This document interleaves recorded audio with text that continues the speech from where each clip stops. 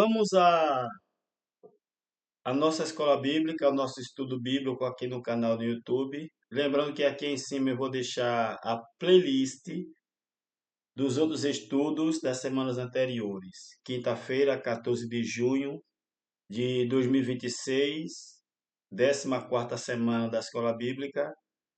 Esse estudo foi feito na igreja nesta data. Estou gravando para o canal no YouTube em sábado, 6 de junho de 2026. São exatamente 15 horas e 7 minutos, momento em que estou gravando esse estudo. Peço a você para compartilhar esta palavra, para que essa verdade, essa mensagem chegue a outras pessoas. E como disse Jesus, conhecereis a verdade e a verdade vos libertará. Como está escrito também em 2 Coríntios, capítulo 13, versículo 8. Nada podemos contra a verdade, senão a favor da verdade. Como disse Paulo em 1 Coríntios, em 1 Timóteo, capítulo 2, versículo 5, Deus quer que todos cheguem ao conhecimento da verdade. Está escrito em Oséias, capítulo 4, versículo 6, o meu povo sofre porque falta conhecimento. Está escrito em 2 Pedro, capítulo 3, versículo 18, crescei na graça e no conhecimento. Está escrito em Oséias, capítulo 3, versículo 6, capítulo 4, versículo 6, conheçamos, ou melhor, o meu povo sofre porque falta conhecimento. Então, que nesta palavra, neste estudo, que Deus possa estar iluminando os olhos do teu entendimento, para que você entenda, compreenda as mensagens, as profecias de Jesus em Mateus 24. Vamos lá? Se você tem Bíblia, pegue sua Bíblia, caderno, caneta para fazer anotações em nome de Jesus. O que vimos no último estudo? Lembrando, aqui em cima eu vou deixar a playlist dos estudos anteriores. Eu não vou, nessa introdução, eu não vou explicar mais a fundo, porque já está no outro estudo anterior. Então você vai lá na playlist que eu vou deixar aqui em cima e estuda, acompanha o estudo anterior para entender essa introdução aqui. O que vimos no último estudo? Fizemos um estudo detalhado sobre Mateus 24. Então, no outro estudo anterior, nós fizemos um estudo mais detalhado, mais aprofundado, em Mateus capítulo 24. E vimos que as profecias de Jesus em Mateus 24 foram um cumprimento de Daniel 9, 24 ao 27. Por isso, Jesus disse em Mateus 24, 15: Quando, pois, virdes a abominação da desolação, de que falou o profeta Daniel, está no lugar santo. Quem lê, que entenda. Portanto, Mateus 24 é a explicação em detalhe de Daniel 9, 24 ao 27. Ou seja, o que Jesus fala em Mateus 24 não é algo da cabeça dele. Ele não falou por falar.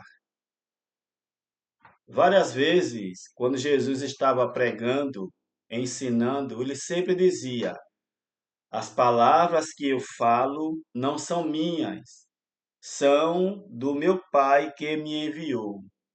Eu não falo de mim mesmo, eu falo aquilo que eu escuto do meu Pai. Era Deus falando através de Jesus. E Mateus capítulo 24 é Deus falando, explicando Daniel capítulo 9, versículo 24 ao 27. Para você entender o que eu estou falando aqui agora, você precisa ir para o estudo anterior que está aqui em cima. Então, Jesus, em Mateus 24, explica Daniel 9, 24 ao 27. Lembrando que a explicação de Daniel 9, Jesus traz a explicação, a revelação em detalhe. Não é só em Mateus 24, não, tá certo? Você vai ler Mateus 24, você vai ler Marcos capítulo 13, você vai ler Mateus 23, a partir do versículo 29, 34 em diante. Você vai ler Lucas capítulo 21, onde Jesus vai estar falando justamente do que Daniel falou lá no capítulo 9. Não Daniel, claro, o anjo enviado por Deus trouxe a revelação a Daniel. E Jesus, em Mateus 24, versículo 15, ele vai dizer: Quando, pois, virdes a abominação da desolação, de que falou o profeta Daniel. Daniel falou de quê? Daniel falou da destruição de Jerusalém, a restauração e a destruição. Então você vai no estudo anterior, aqui em cima, não esqueça. Acompanhe o último estudo e você vai entender perfeitamente tudo isto aqui.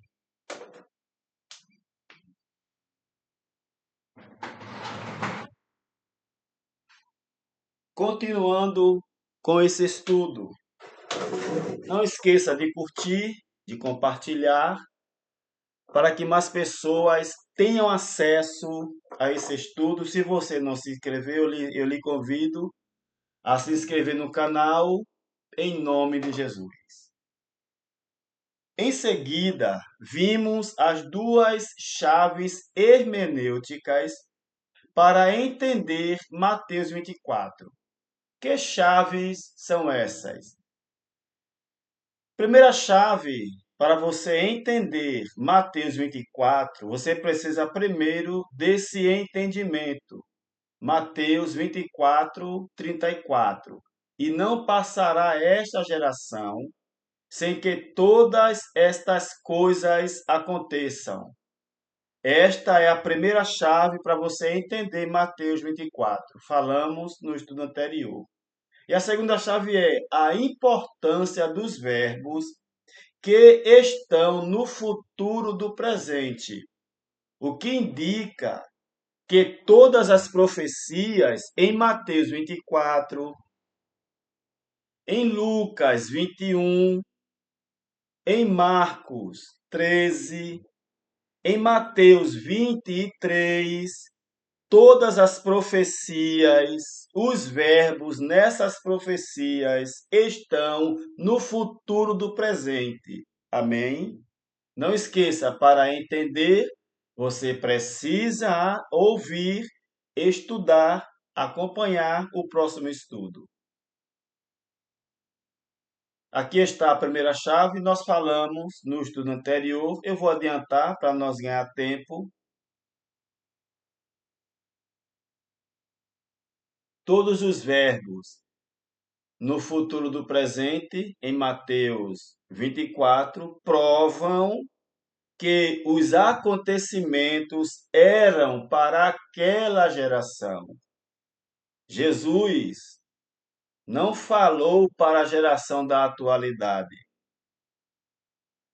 Jesus não disse que Mateus, capítulo 24, os acontecimentos ali seriam para a geração dele e não para a nossa.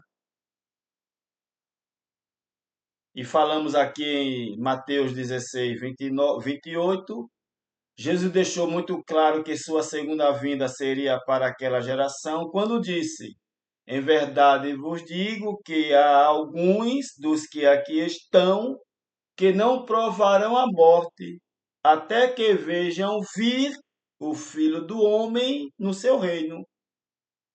Se Jesus ainda não veio, quem dos discípulos estão vivos? Nenhum. Entendeu?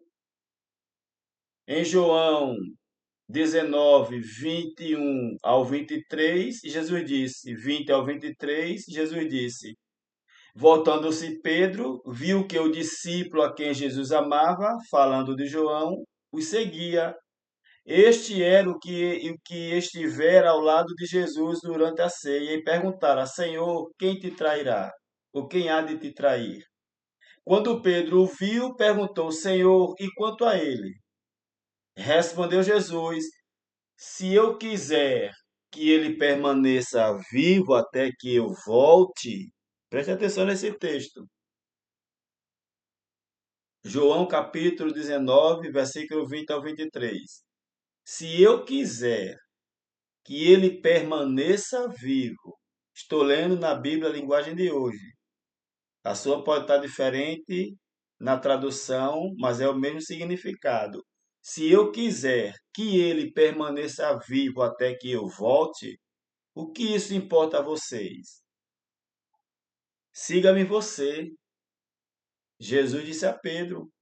Foi por isso que foi por isso, olha aqui, foi por isso que se espalhou entre os irmãos o rumor de que aquele discípulo não morreria.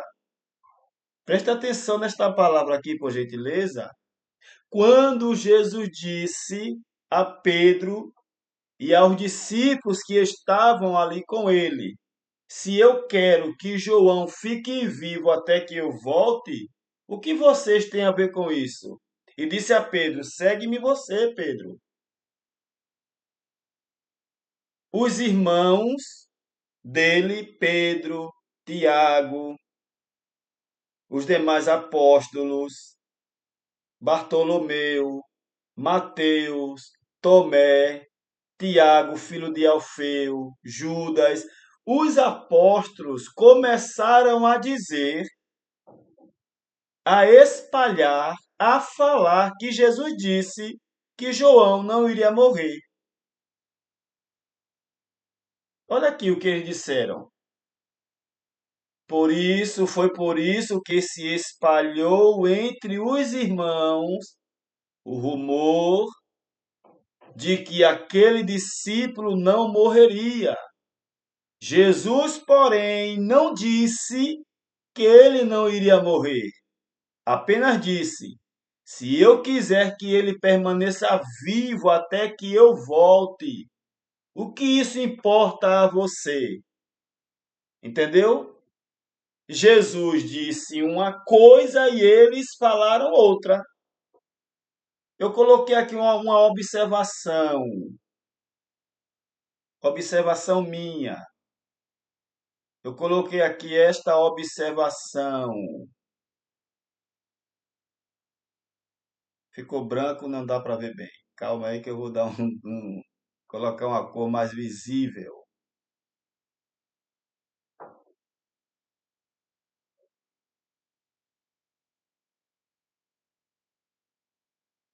Pronto. Observação. Disseram que Jesus disse que João não morreria. Disseram que Jesus disse que João não morreria, mas Jesus não disse isso. Jesus não disse que João não iria morrer. Jesus disse: Se eu quero que ele fique vivo até que eu venha, o que tem vocês a ver com isso? Ele não disse que João não iria morrer. Isso continua acontecendo hoje. Estão dizendo que Jesus não disse. Estão dizendo, estão pregando, estão ensinando que Jesus não ensinou. Entendeu? Eu vou repetir. Estão pregando, estão ensinando, estão dizendo estão profetizando que Jesus não disse. Estão dizendo que tem que se batizar nas águas para tirar pecado. Jesus não disse isso.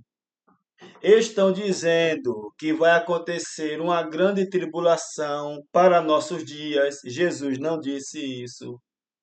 Estão dizendo que o céu é tomado à força. Jesus não disse isso.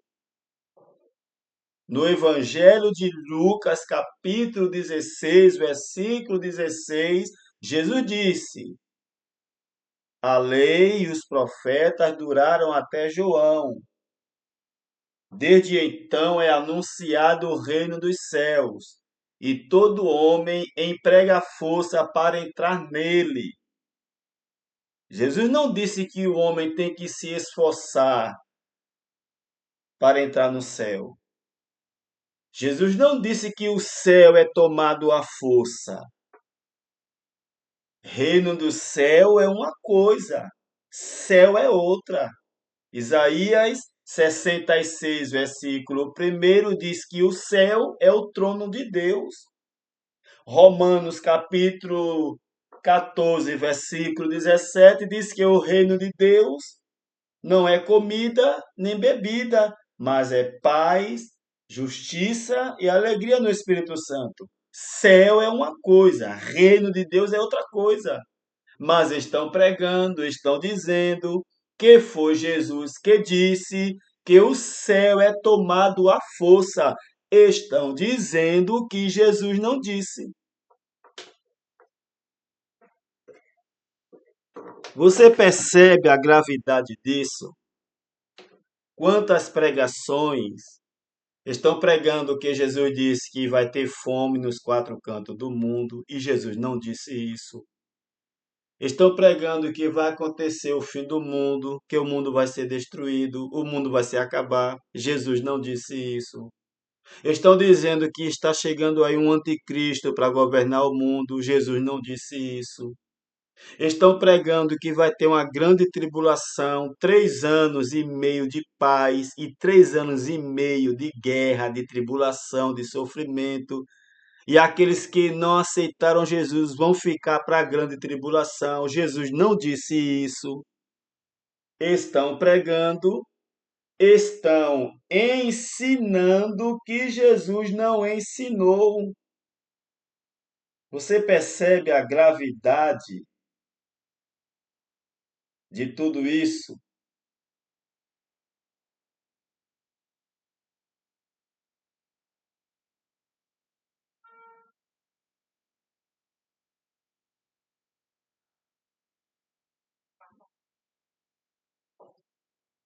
Você entendeu a gravidade disso? Estão dizendo que Jesus disse que são muitos chamados e poucos escolhidos. Jesus não disse isso para a salvação. Está acontecendo novamente.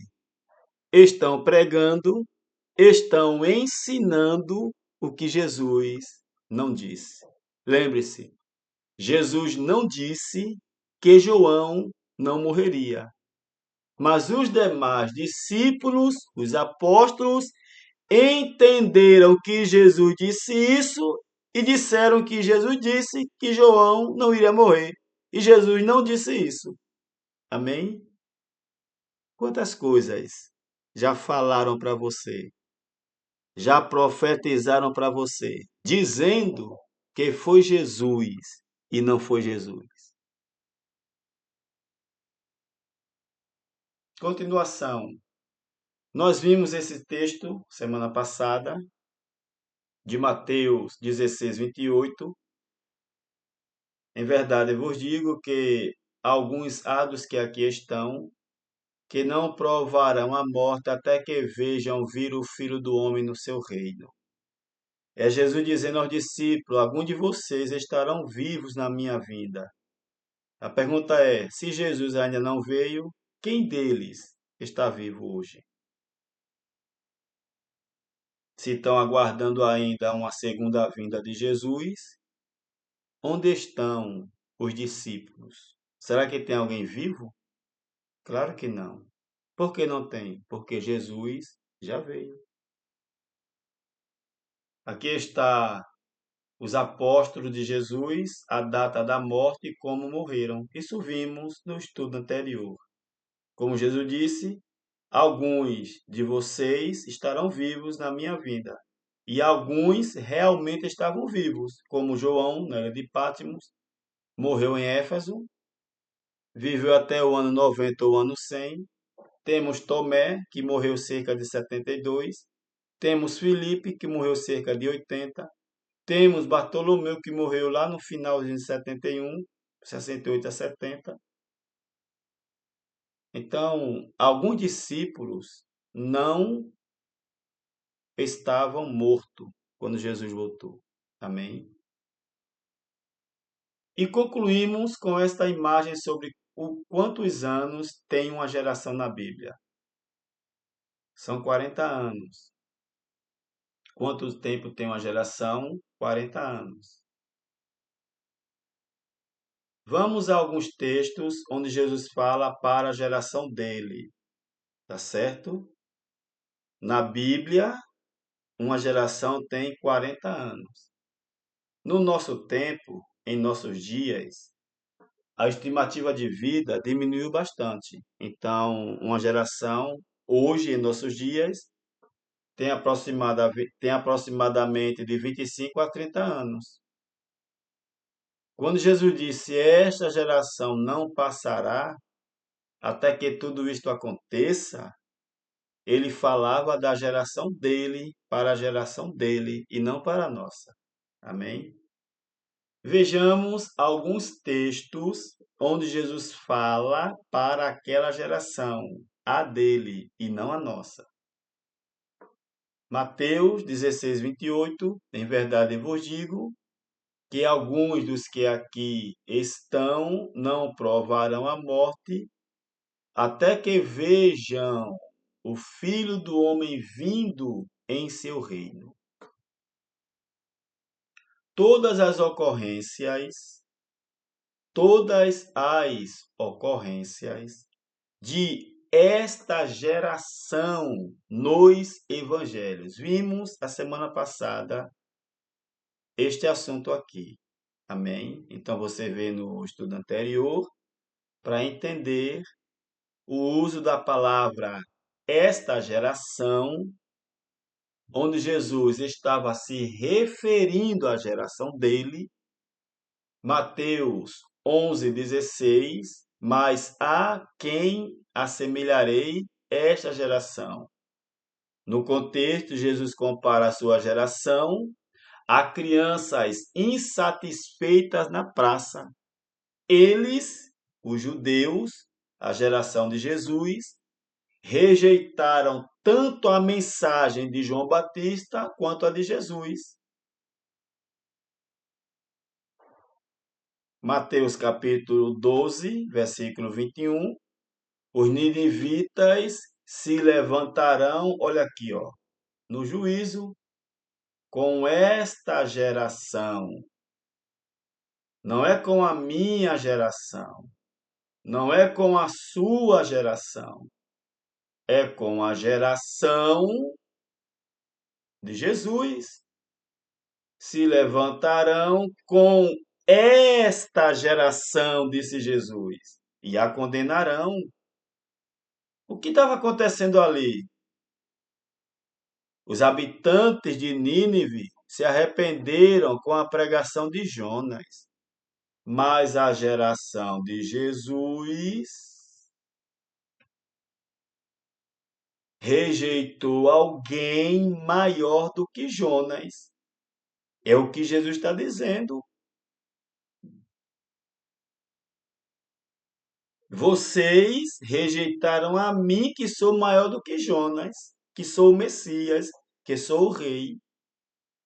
Mateus capítulo 12, versículo 42, ele fala sobre a rainha de Sabá, que veio de uma distância muito grande para ouvir a sabedoria de Salomão. E Jesus disse: Eis aqui quem é mais importante, maior do que Salomão. Rejeitaram alguém maior do que Salomão. Então você percebe que o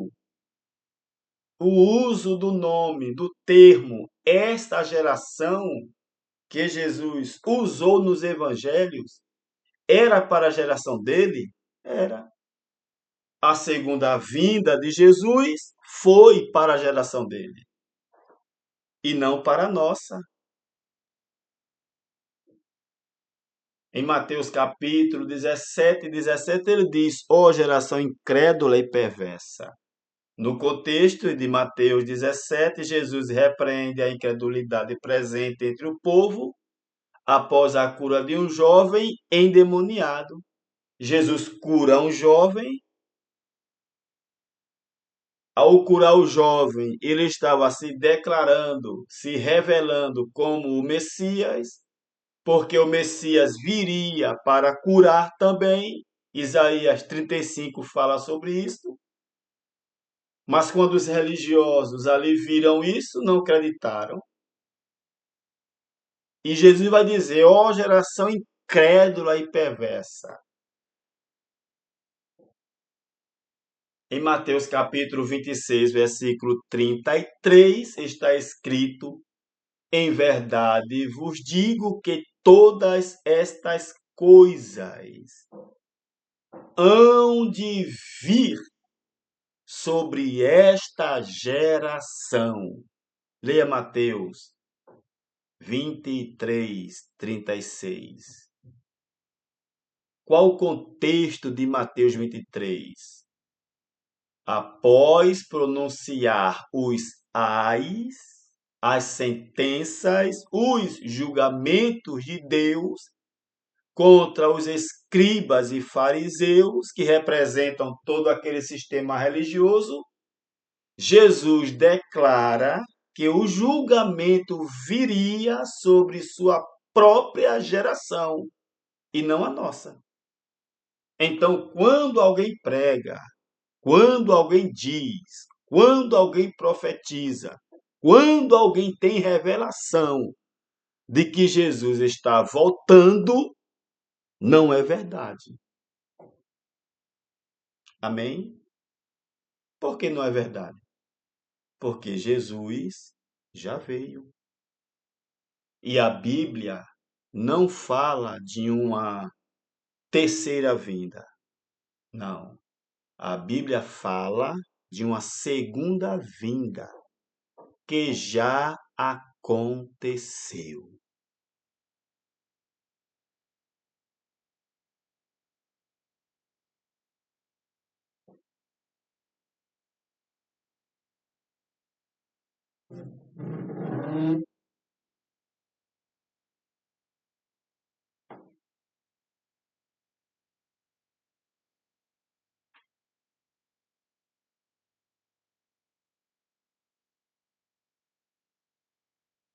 Entendeu?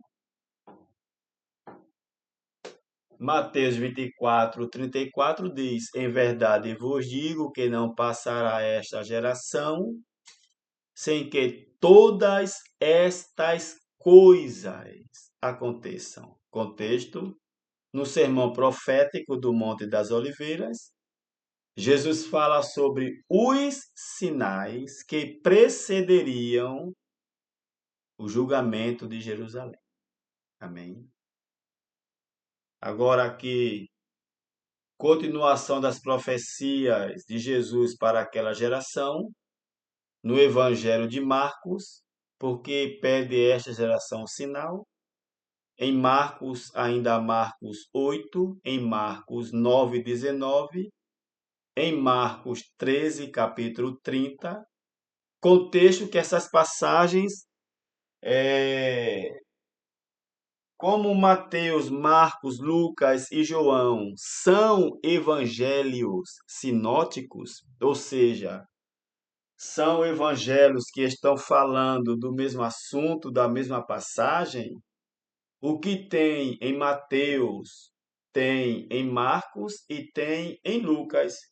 Muda só um pouco algumas frases ou algumas letras, mas é a mesma palavra.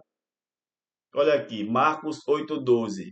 Por que pede esta geração um sinal? Jesus lamenta a incredulidade da geração que exigia provas, mesmo após ver muitos milagres. Olha que coisa, né? O que estava acontecendo aqui? Escribas e fariseus, sacerdotes, a elite do sistema religioso pediam a Jesus milagres que provassem que ele era o Messias. E quais os milagres eram necessários para provar que Jesus era o Messias? Curar leprosos, cegos, aleijados, ressuscitar mortos. Jesus fez todos esses milagres e mesmo assim eles não creram. Por isso você não vai ver Jesus pegando leve com esses religiosos. Por isso você vai ver Jesus sendo duro com eles. Leia Mateus 23. Porque eles sabiam que Jesus era o Messias e mesmo assim eles rejeitavam. E não só rejeitavam, incitavam o povo a rejeitar Jesus também. Hoje é a mesma coisa. Pessoas incrédulas, pessoas que não acreditam nessa verdade e não quer que outras pessoas acreditem. Por quê? Porque eles faziam isso. Porque se as pessoas dessa incredibilidade a mensagem de Jesus e seguissem Jesus, aquele sistema iria cair. Eles iam ter prejuízo financeiro. Então, a mensagem de Jesus era um perigo para o sistema religioso, porque libertava as pessoas daquela prisão. As pessoas estavam presas na religião. Basta você ler Mateus capítulo 11, a proposta de Jesus. Vinde a mim, todos vós que estáis cansados e oprimidos, e eu vos aliviarei. Ele falou isso para quem? Para os religiosos, que estavam presos a um sistema religioso.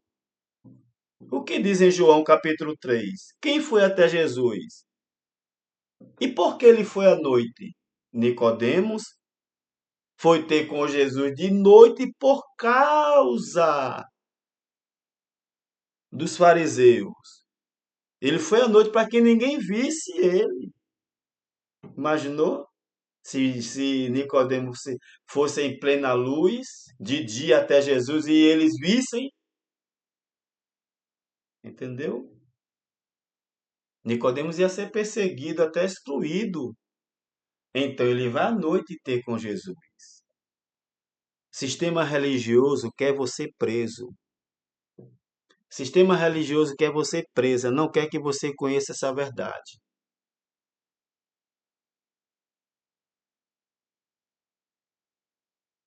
No Evangelho de Lucas, Jesus usando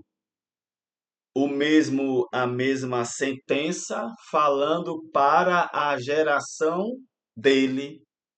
Lucas 7,31, a quem, pois, compararei os homens desta geração. Lucas 9,41, ó geração incrédula e perversa. Lucas 11,29, esta geração é má, pede um sinal. Lucas 11,30, assim será também o Filho do Homem para esta geração. Então você percebe que são as mesmas passagens de Mateus. Jesus sempre falando, deixando muito claro que a sua segunda vinda, o juízo de Deus, seria para aquela geração, para a geração dele e não a nossa. Em outras palavras, não espere Jesus voltar. Ele não vai voltar mais.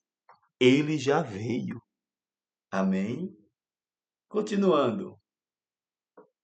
Origem da palavra geração no grego do Novo Testamento.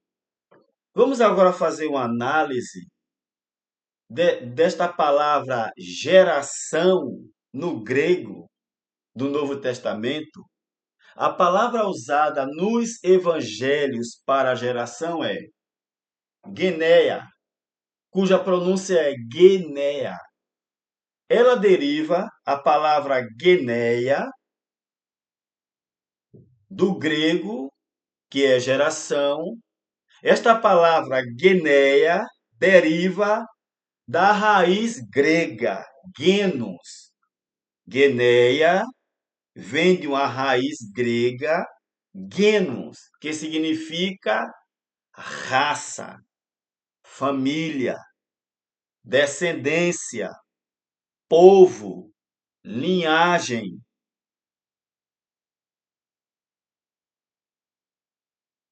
Significado de geneia. Nos dicionários gregos do Novo Testamento, geneia pode significar pessoas nascidas em uma mesma época. Jesus, quando cita a expressão esta geração, ele está falando para a pessoa da época dele e não da nossa. Uma geração viva em determinado tempo, uma linhagem ou descendência, um grupo de pessoas com características comuns. Olha aí. Jesus e o uso da palavra geração. Quando Jesus usou a palavra geneia, quando foi que ele usou esta palavra geneia? Quando Jesus diz, esta geração, em Mateus 23, 36, 24, 34, Marcos 13, 30, Lucas 21, 32. A expressão grega é em Guinéa Hauten. Literalmente, esta geração aqui ou a geração presente.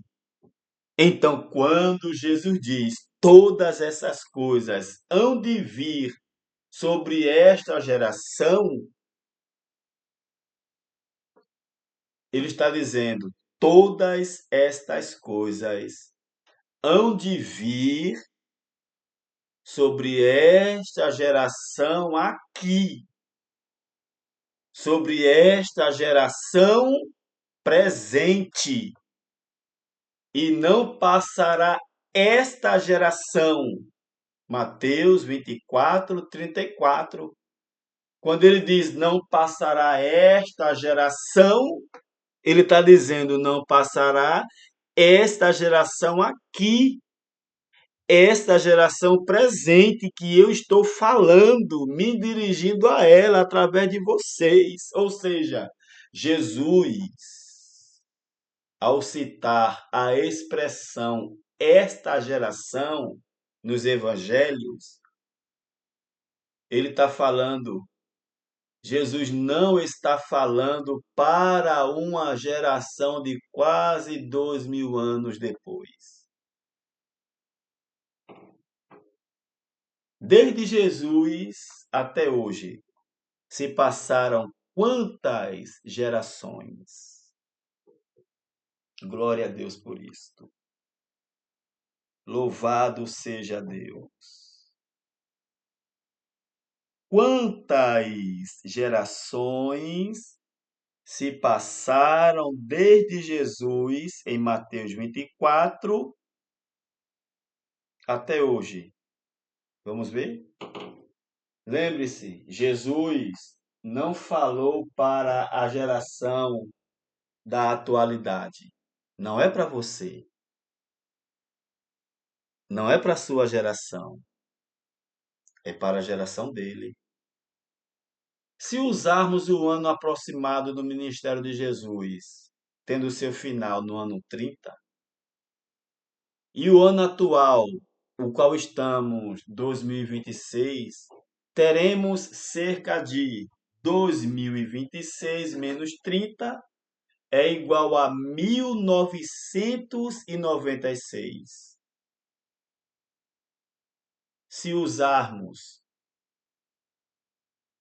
se supormos que Jesus morreu no ano 30, que ele falou em Mateus 24, em 24, no final do seu ministério, ano 30 até hoje, passaram-se 1996 gerações. Desde que Jesus falou em Mateus 24 até hoje, se passaram 1996 anos. E por que Jesus ainda não veio como você acredita e espera? Porque não foi para a sua geração, não foi para você. Ele já veio na geração dele. Agora, dependendo de quanto tempo se considera uma geração, se a geração tem 25 anos, então passaram-se cerca de 80 gerações. Se uma geração tem 30 anos, passaram-se cerca de 67 gerações. Se uma geração tem 40 anos, que é o mais provável na Bíblia, uma geração são 40 anos, então se passaram cerca de 50 gerações. Desde Mateus 24 até o presente momento, até hoje, nossos dias, passaram-se 50 gerações. E cadê Jesus que não veio ainda? Se você está esperando Jesus, você vai continuar esperando, aguardando, porque infelizmente ele não vai vir. Ele já veio em forma de juízo, em forma de julgamento para a geração do primeiro século. Se utilizarmos o padrão bíblico frequentemente associado a 40 anos, como por exemplo na geração do deserto, basta você ler Hebreus capítulo 3, Números capítulo 14, capítulo 13. Uma geração na Bíblia são 40 anos.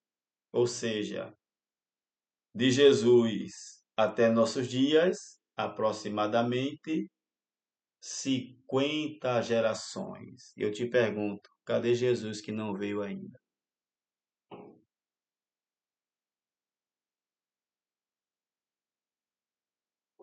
Entendeu? Ele não vai vir, ele já veio. Então, teriam se passado entre a geração que ouviu Jesus pessoalmente e a nossa geração de hoje, aproximadamente 50 gerações.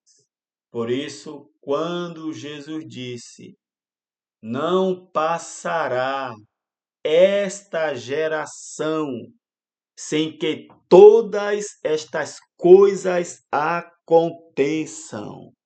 Você lembra do que está escrito em Mateus 24, 35?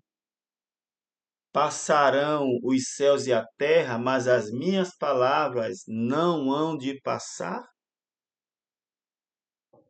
Então, tudo o que Jesus falou em Mateus 24 não poderia ser para depois daquela geração. Jesus estava falando de uma geração específica, a de seus ouvintes imediatos, e não de uma geração que existiria quase 2000 anos depois. Historicamente falando, já se passaram cerca de 50 gerações de 40 anos, ou 67 gerações de 30 anos. desde os dias de Jesus até agora, ou seja, desde Mateus 24 até hoje. E cadê Jesus? Que não veio, como muitos pregam, como muitos acreditam. Talvez você acredite, talvez você creia e esteja aguardando Jesus voltar. E eu estou aqui dando esse estudo para dizer a você: Jesus não vai voltar. Ele já voltou.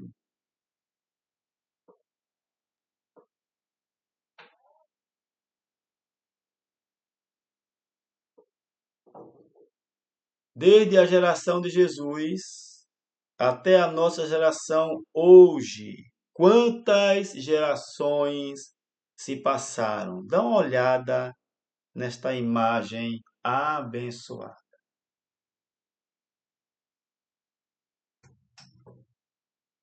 Aproximadamente 50 gerações.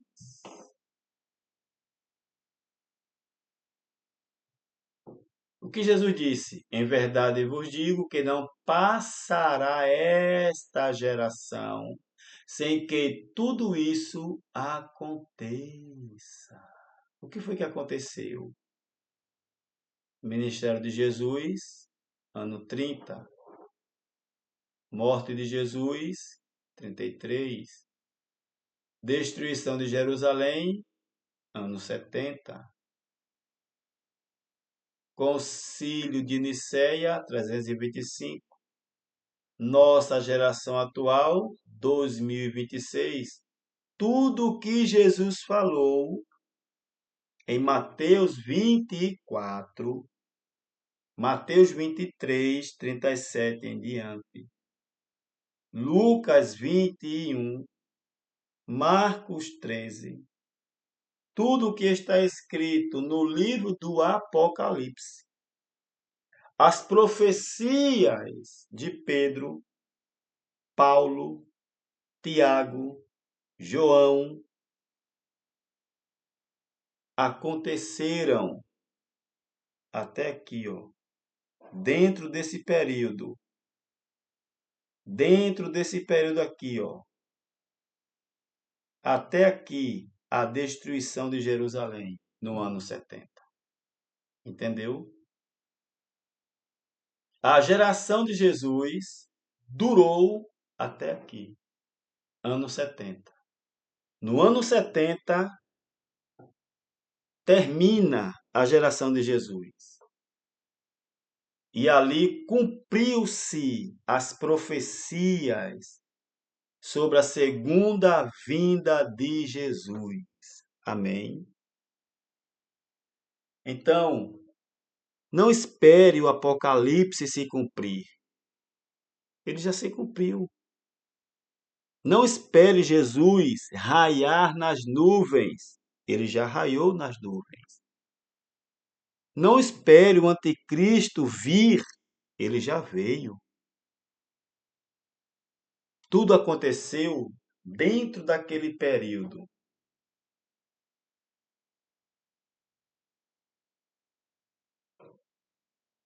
Dito isto, fica a pergunta: se Jesus já veio e sua vinda foi em forma de juízo, que aconteceu no ano 70 depois de Cristo, como fica a questão do juízo final?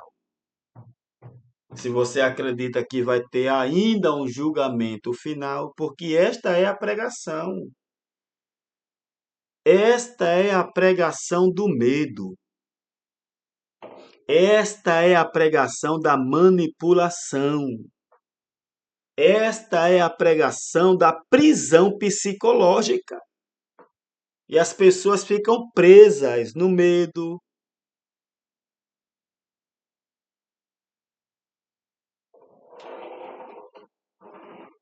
aguardando Jesus voltar. Ele nunca vai voltar, que ele já voltou. Aguardando um dia em que Deus reunirá no céu todas as nações do mundo, todas as pessoas do mundo.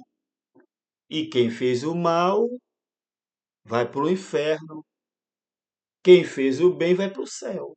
Tem lógica um ensinamento desse? Não tem. Tem base bíblica um ensinamento desse? Não tem. Por que não tem? Porque o juízo final foi para a geração de Jesus.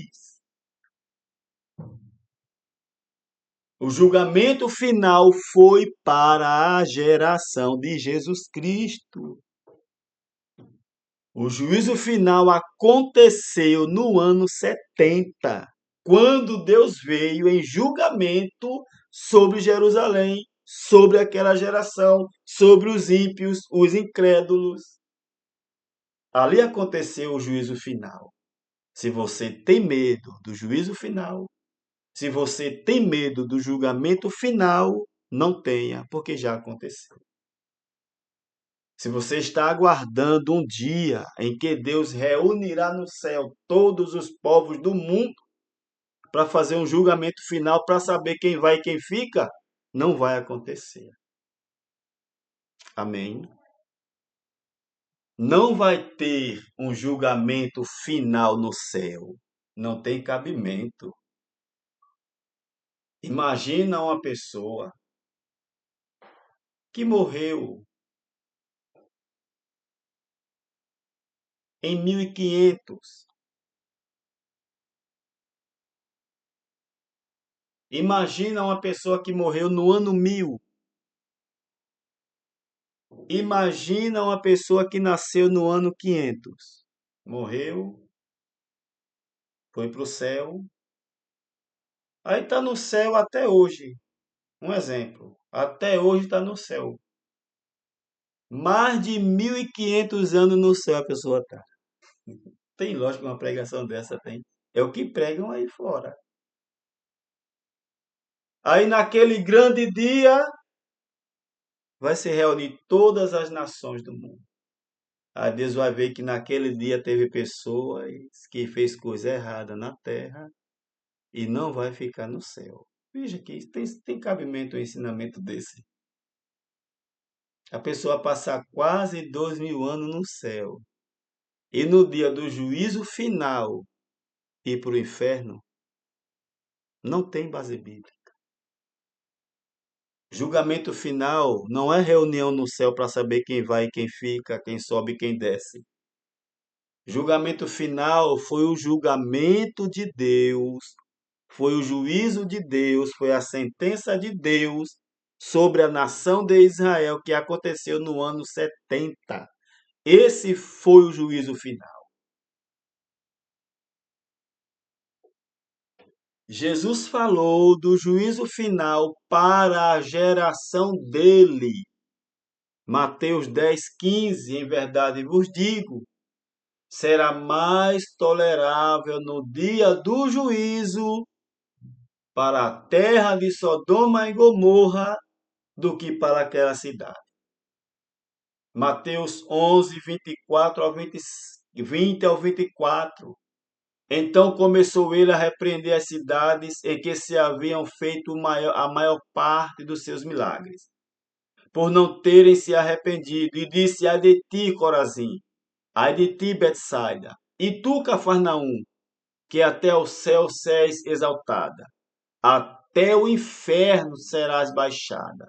Porque se em Sodoma tivessem sido feitos os milagres que em ti foram feitos, ela teria permanecido até este dia.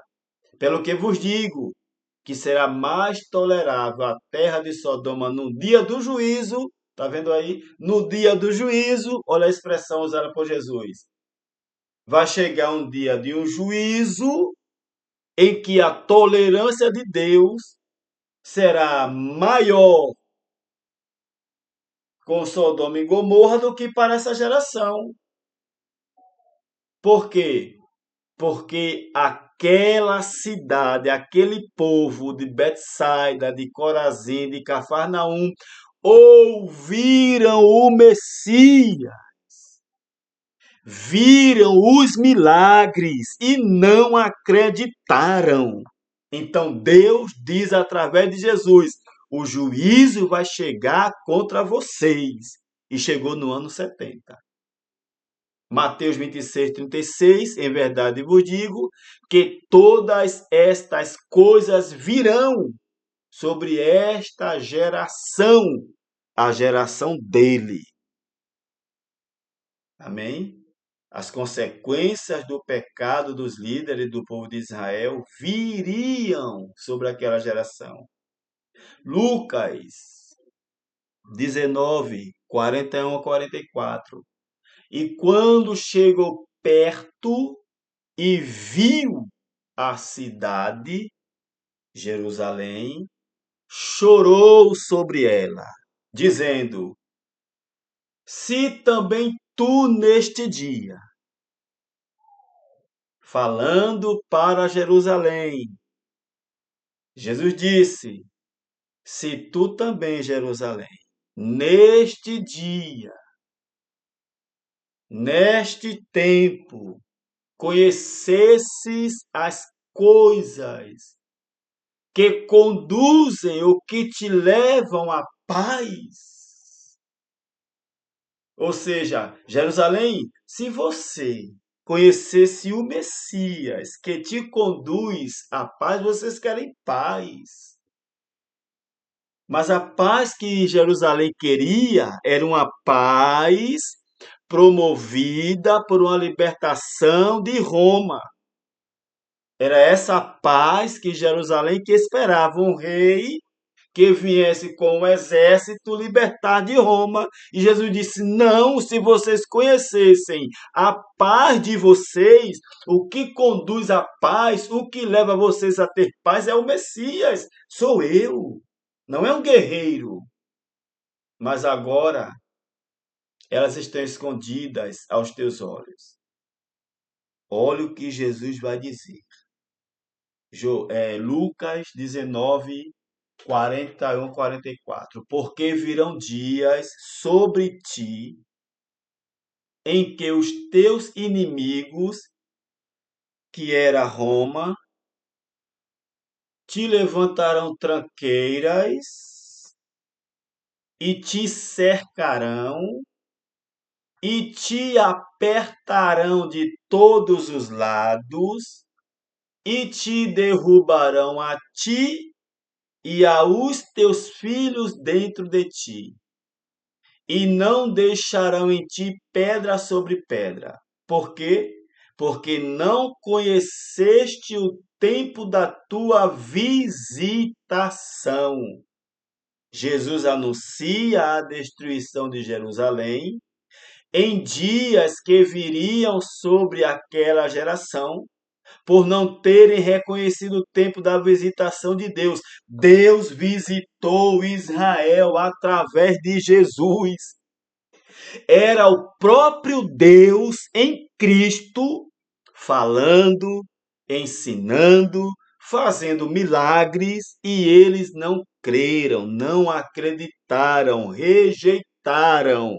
Resultado: juízo, julgamento, sentença, destruição.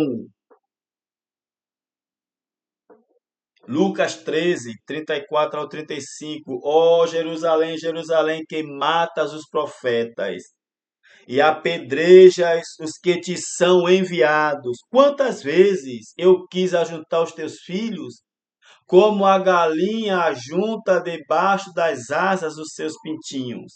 E vós não quiseram, e vocês não quiseram, não aceitaram não. Eis que a vossa casa, Jerusalém, ficará deserta, porque eu vos digo que não me vereis desde agora até que digais: bendito que vem em nome do Senhor. Ora, sentença, Jerusalém, Jerusalém. Vocês mataram os profetas, apedrejaram os profetas, me rejeitaram também, juízo vai chegar. Lucas 17, 20 ao 21. Tendo sido ele perguntado pelos fariseus quando viria o reino de Deus, respondeu-lhes: o reino de Deus não vem com aparência ou observação, nem dirão, eis aqui ou ele está ali, porque eis que o reino de Deus está dentro de vocês. Jesus foi muito claro, irmãos.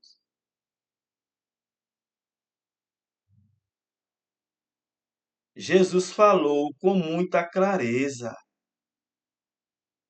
Vocês estão esperando uma vinda física, visível. Vocês estão aguardando um rei físico, visível. Não vai ser assim, não. Hoje mudou? Não. A igreja espera um Jesus visível, com um cavalo, com a igreja vindo resgatar Israel. E não vai acontecer isto, não. Marcos 9 primeiro. E disse-lhes, em verdade vos digo, que há alguns dos que aqui estão, que não provarão a morte até que vejam o reino de Deus chegando com poder. Alguns presentes viram o reino de Deus. O reino de Deus chegando com poder antes que morressem, para se cumprir, né? Conclusão, Jesus ensinou que o reino de Deus e o cumprimento de suas palavras seriam para aquela geração e aconteceu no ano 70. No ano 70 ele veio em forma de juízo, em forma de julgamento. Amém? Dito isto, vamos à lição 4. Mas vamos antes a uma pergunta. Se Jesus já veio e ele veio no ano 70 em forma de juízo, como temos visto até aqui, a pergunta é: e o juízo final? Aconteceu ou vai acontecer? Ou está acontecendo? Vimos até agora que o juízo final aconteceu no ano 70. Mas vamos iniciar com Apocalipse 10, 1:10, para responder detalhadamente esta pergunta. O juízo final aconteceu ou vai acontecer ou está acontecendo? Adiantando, já aconteceu. Mas vamos aos fatos bíblicos? Vamos deixar a Bíblia falar sobre o juízo final? O que é o juízo final? O juízo final é chamado de o dia do Senhor, o grande e terrível dia do acerto de contas. João, em Apocalipse 1:10, disse: Eu fui arrebatado em espírito no dia do Senhor. A pergunta é: que dia do Senhor seria esse? De Apocalipse 1:10. Um dia de 24 horas? E se é um dia de 24 horas, que dia é esse? É um dia da semana? Qual deles? Ou um dia profético que aponta para o julgamento de Deus? Porque tem umas pessoas que acreditam que Apocalipse 1:10, quando João disse, eu fui arrebatado em espírito no dia do Senhor, alguns acreditam, pregam e ensinam que esse dia do Senhor é sábado. Outros dizem que é domingo, e nem é sábado, nem é domingo. O dia do Senhor, em Apocalipse 1:10, é o dia profético. É um dia profético, ou o dia do juízo, o dia do julgamento, o dia da vinda de Cristo em forma de juízo, de julgamento. Este é o grande dia do Senhor. Em Apocalipse 1:10. Amém? A expressão dia do Senhor não se refere necessariamente a um dia da semana, mas ao tema profético do julgamento divino já pronunciado pelos profetas do Antigo Testamento. Amém? A expressão dia do Senhor, usada por João em Apocalipse 1:10, é uma expressão que fala do juízo, do julgamento de Deus, que também foi usado no Antigo Testamento. Exemplo, Isaías fala do dia do Senhor contra a Babilônia. Joel fala do dia do Senhor contra Israel e as nações. Amós falou e fala do dia do Senhor como um dia de trevas e juízo. Sanfonias descreve o dia do Senhor como um tempo de ira divina. Nessa perspectiva, João teria sido transportado, arrebatado em visão, em revelação, para contemplar o grande julgamento de Deus que estava para acontecer, que estava prestes a cair sobre a Jerusalém da antiga aliança. Então João escreve o Apocalipse para dizer que o dia do Senhor tinha chegado. Glória a Deus por isto. Louvado seja Deus.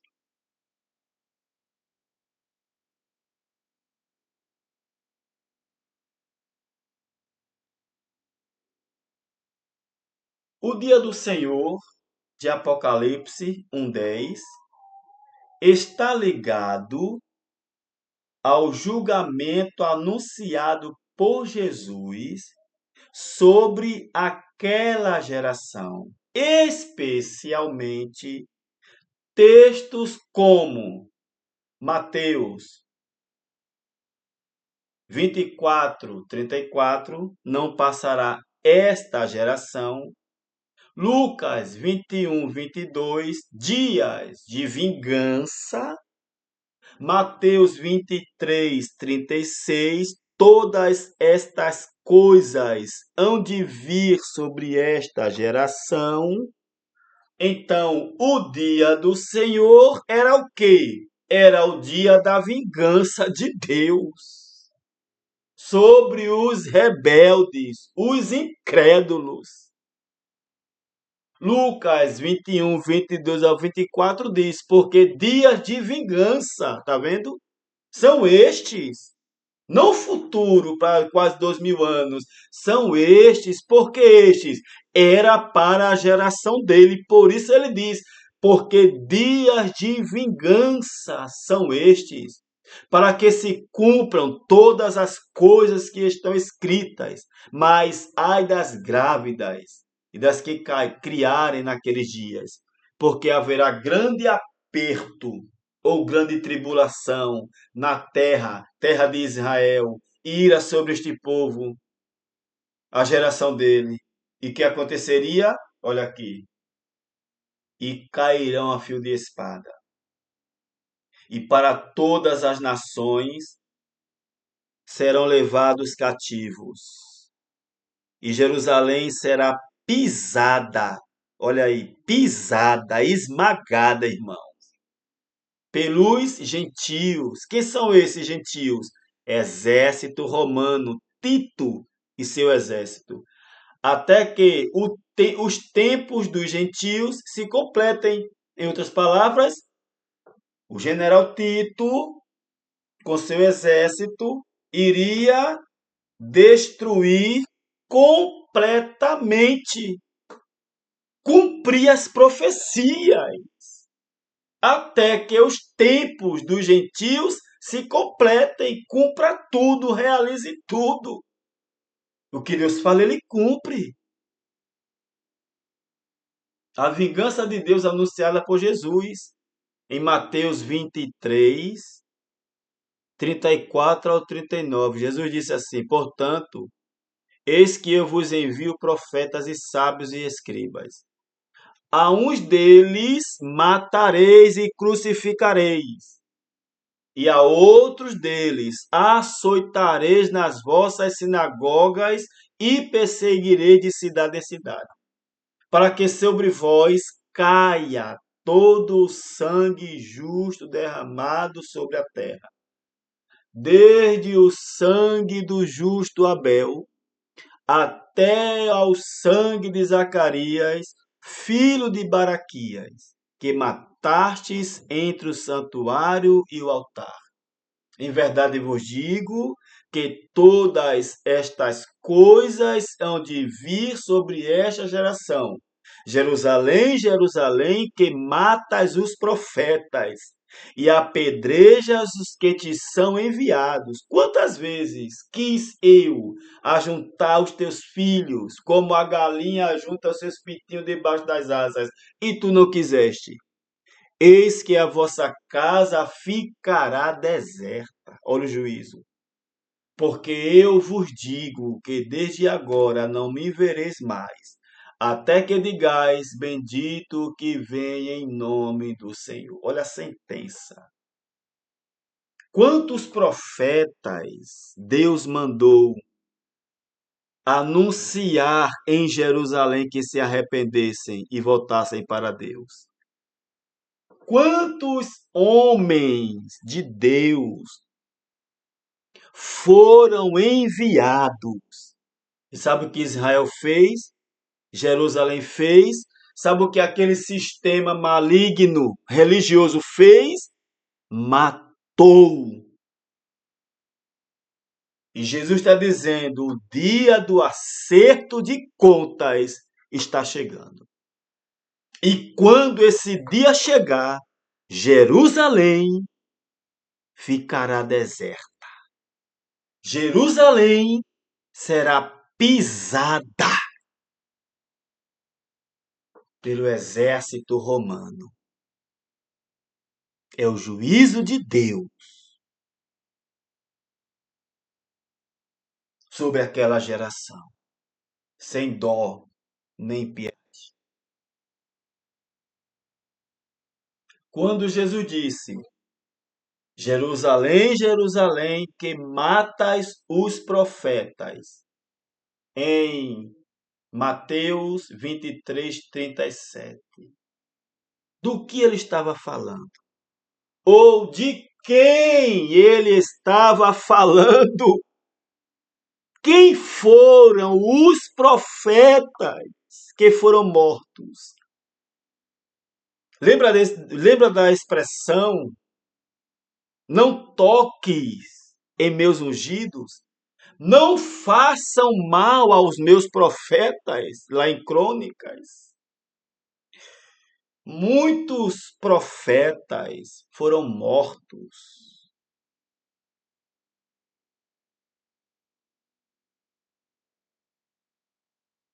Quando Jesus diz: Jerusalém, Jerusalém, que matas os profetas, ele estava se referindo ao histórico de rejeição e perseguição aos mensageiros de Deus. É Jesus dizendo: olha, vocês, escribas, sacerdotes judeus, eu estava lá quando vossos pais, quando vossos antepassados mataram, apedrejaram, perseguiram os profetas de Deus. Eu vi, eu contemplei. E agora eu anuncio a vocês o acerto de contas. Meu Deus. E o acerto de contas de Deus com aquela geração, com Jerusalém, foi terrível. Olha o que eles fizeram. A Bíblia menciona explicitamente alguns casos ligados a Jerusalém ou ao reino de Judá. A Bíblia relata, por exemplo, Zacarias, filho de Joiada, morto no pátio do templo em Jerusalém. Conforme diz Crônicas 20, 22, ou melhor, Crônicas 24, 20 ao 22. Vamos ver agora a relação de alguns profetas, de alguns servos de Deus que foram enviados por Deus e Jerusalém matou. Jerusalém matou. Zacarias repreendeu o povo e foi apedrejado por ordem do rei Joás no pátio da casa do Senhor. E a pergunta é: você tem noção de quantas pessoas estão mortas dentro da igreja? Você tem noção de quantas pessoas, servos de Deus, estão sendo mortos dentro desse sistema religioso? Dentro de muitas igrejas, pessoas estão mortas, destruídas espiritualmente, psicologicamente, por tanta regra, tanta falta de amor, tanta ruindade de líderes que se dizem de Deus. Você acha que Deus vai deixar isso barato? O acerto de contas vai chegar com toda a certeza.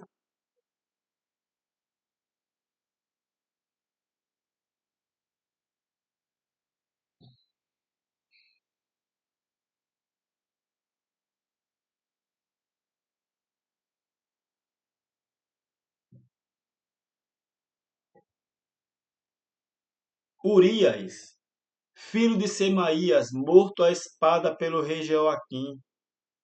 Jeremias 23, 26, 20 ao 23. Urias profetizou contra Jerusalém. Foi perseguido, foi perseguido, Urias foi perseguido, Urias foi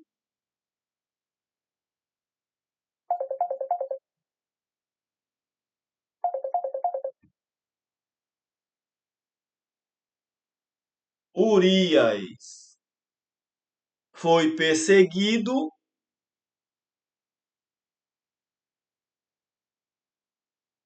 Por que Urias foi perseguido?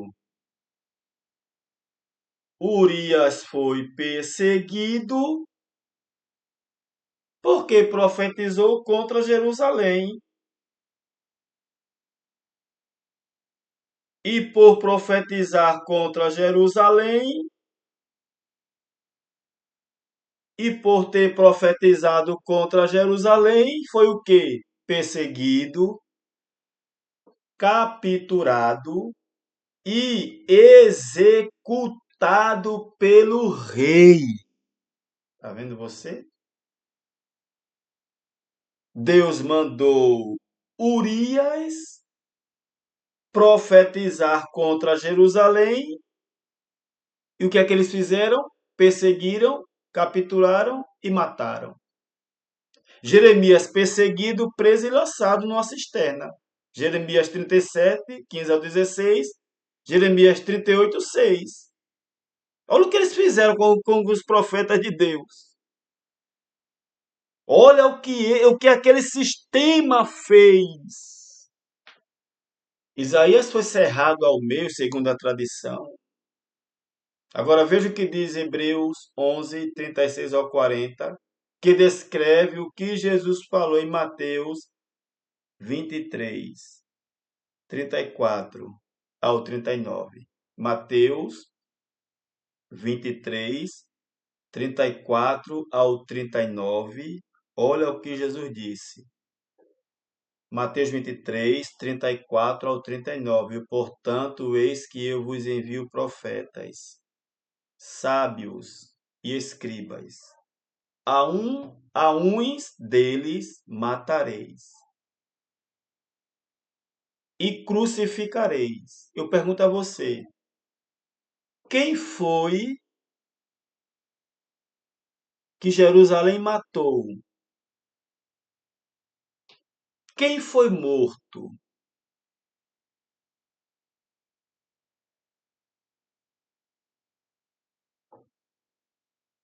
Quem? Pedro, de cabeça para baixo.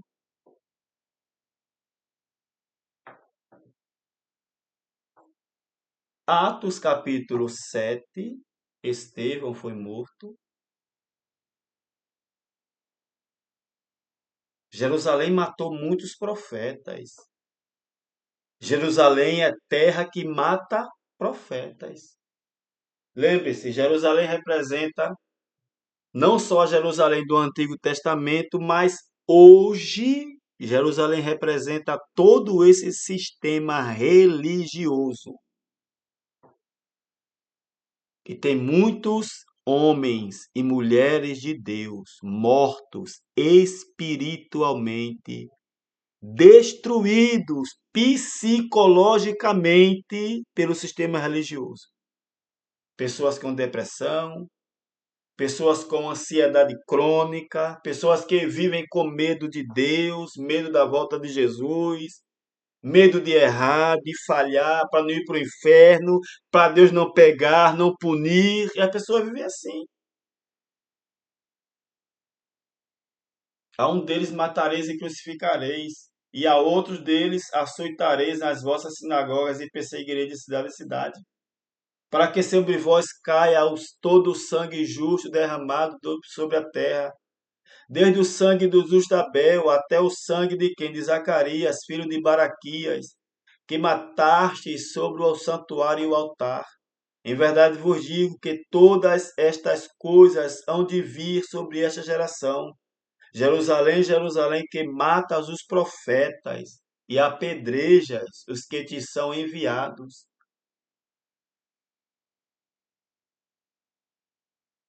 Percebeu? Hebreus 11, 36 ao 40. Descreve o que Jesus falou em Mateus 23, 34 ao 39. Quantos homens e mulheres foram mortos por aquele sistema? Por Jerusalém. Religião faz isto. Religião mata. Religião destrói. Lembra de João capítulo 8? Em João capítulo 8, a mulher foi pega em adultério. Resultado, o sistema religioso caiu matando em cima. Escribas, fariseus, sacerdotes. Leia João capítulo 8. Pegaram aquela mulher, arrastaram pelos cabelos e foram arrastando ela, arrastando. Imagina uma pessoa ser arrastada pelos cabelos e foi levada até Jesus. Ali ela já estava destruída psicologicamente.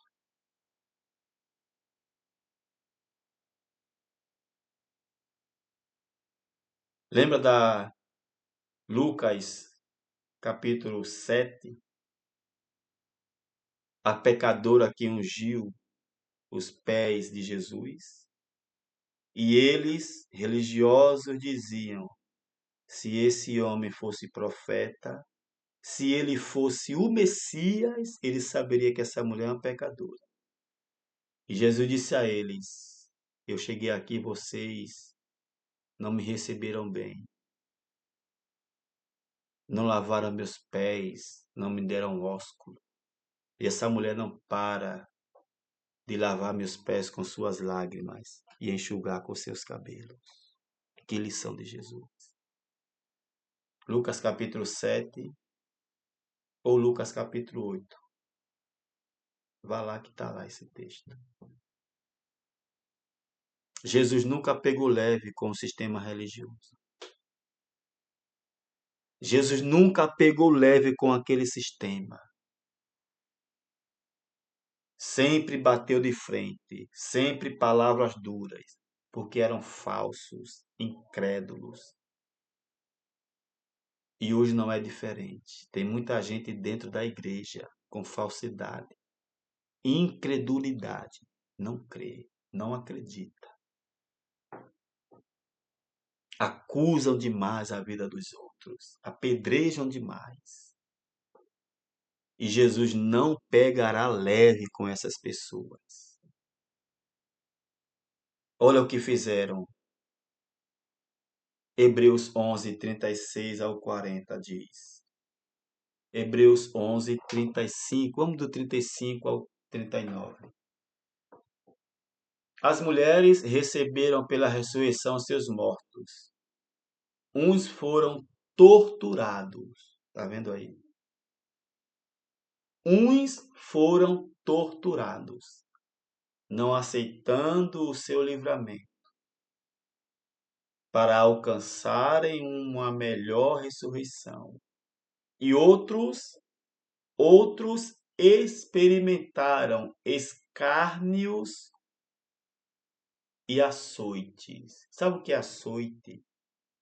Açoite era feito com tira de couro e pontas de osso.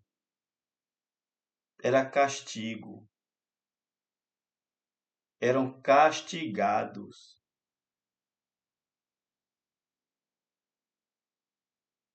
Eram castigados. Era uma pena, era um castigo. Chicote, chibata, feito de tira de couro cordas, utilizado historicamente para aplicar castigos corporais no corpo, tortura,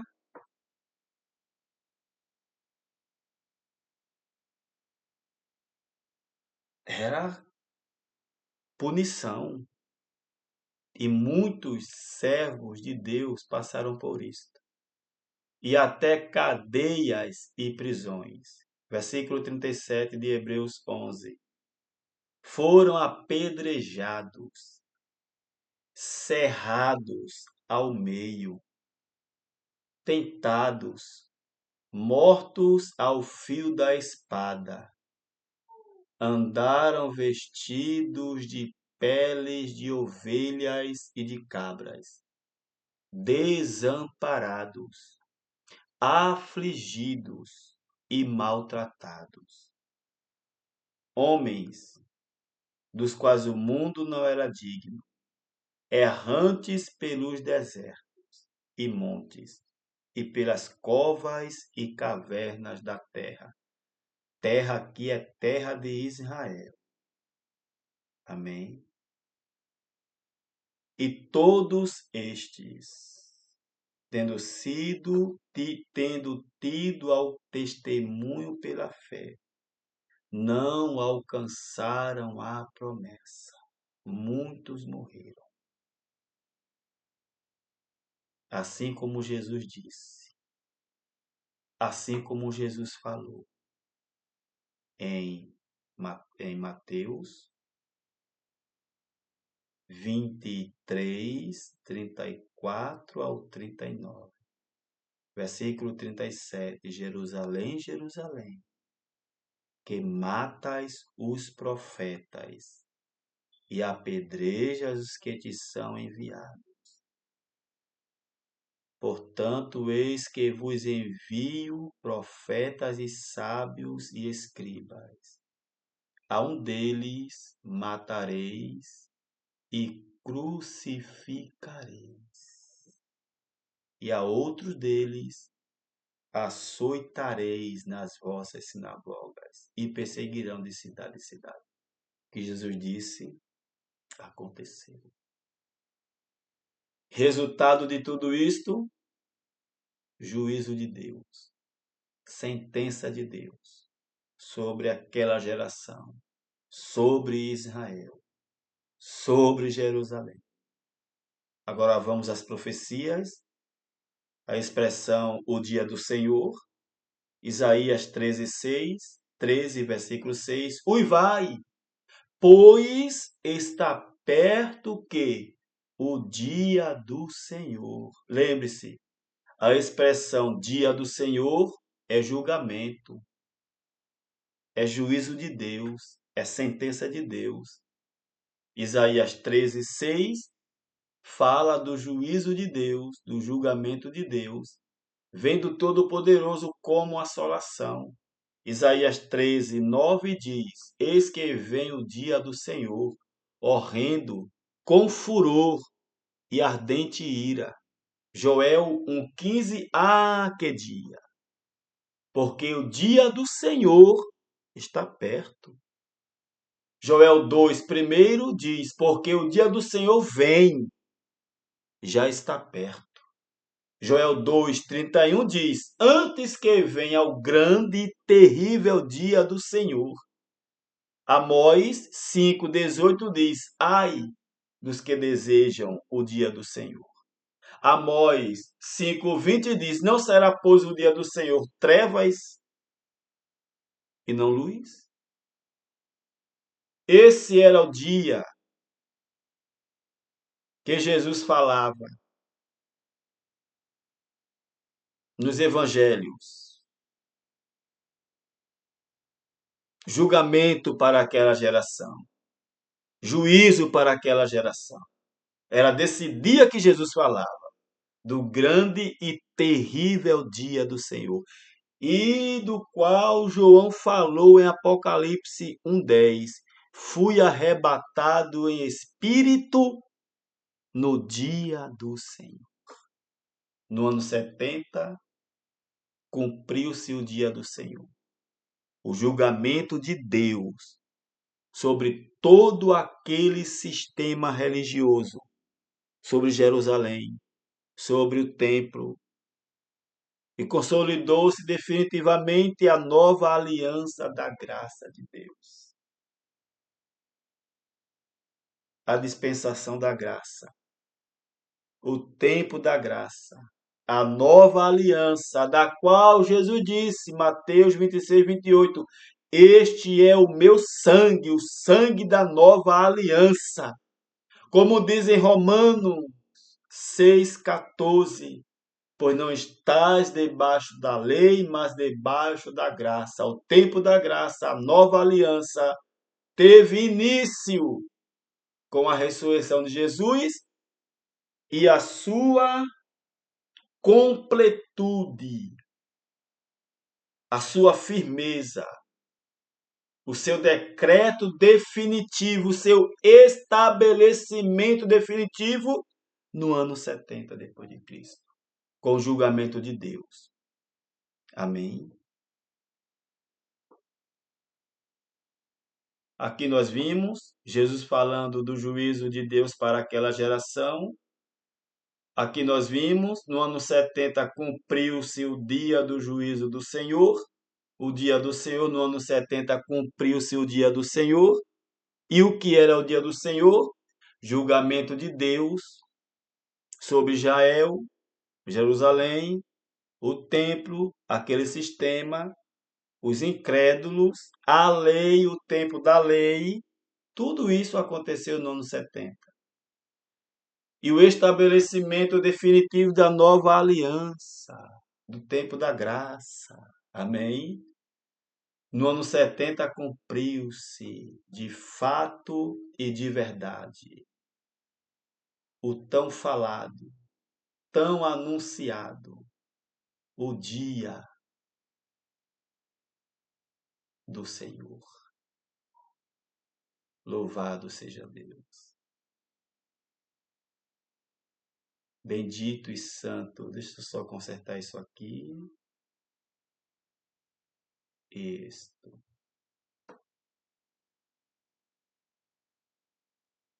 Próxima semana vamos à lição 4, se Deus permitir. Amém?